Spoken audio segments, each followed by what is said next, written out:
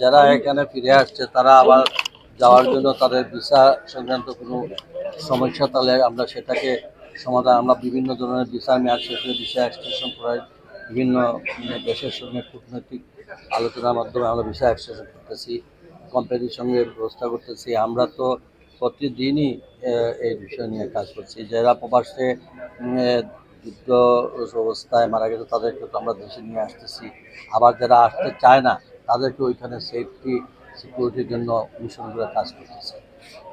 এটা তো অলরেডি আমাদের মিডিয়াতে পরিষ্কার করে প্রকাশ করা হয়েছে এবং যেটা আমরা জয়েন্ট ভেঞ্চারে স্বাক্ষর করেছি তা রাষ্ট্রীয়ভাবে আমাদের সব ব্যাপারেই আছে। আপনারা ওইখানে আমরা যেটুকু আমাদের মনে হয় এটা ভালো ফলপ্রসূ এবং সফল হয়েছে। আমাদের মাননীয় প্রধানমন্ত্রীকে মালয়েশিয়ার প্রধানমন্ত্রী ব্রাদার হিসেবে করেছেন এবং আমাদের মালয়েশিয়ার রুশ অতদিন দীর্ঘদিন এই ব্রিটিশ সরকার বন্ধ ছিল, এটা আস্তে আস্তে সেগুলো খুব তাড়াতাড়ি এটা সমবাজারে শুধু মালয়েশিয়া কেন আমরা সব দিকে কাজ শুরু করেছি। মাননীয় প্রধানমন্ত্রীর নির্দেশে তার নিজস্ব তত্ত্বাবধানে আমরা ইনশাআল্লাহ আশা করি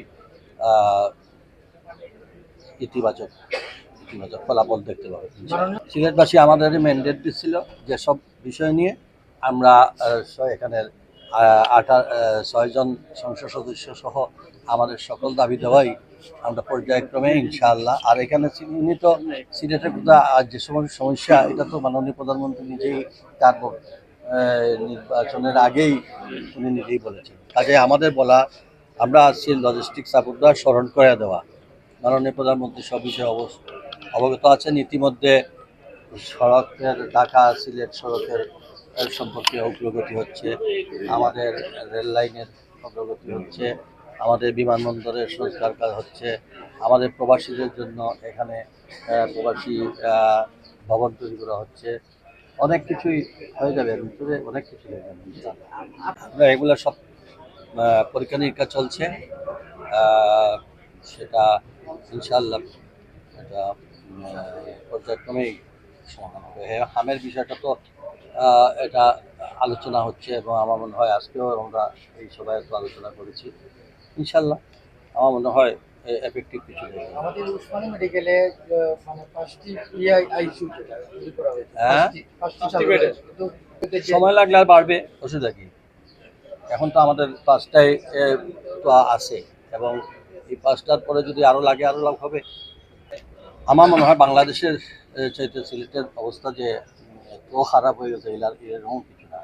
তবে আমাদের নেতৃবৃন্দরা সবই সক্রিয় আছেন, প্রশাসন সক্রিয় আছে। আমরা একটা টাইম লাইন দিয়েছি, গত মাসের যে মাসের তো ভালো বলছে এবং আমরা 1 সপ্তাহের মধ্যে আপনি বলছি আমরা এগুলা আমরা শুনতে চাই।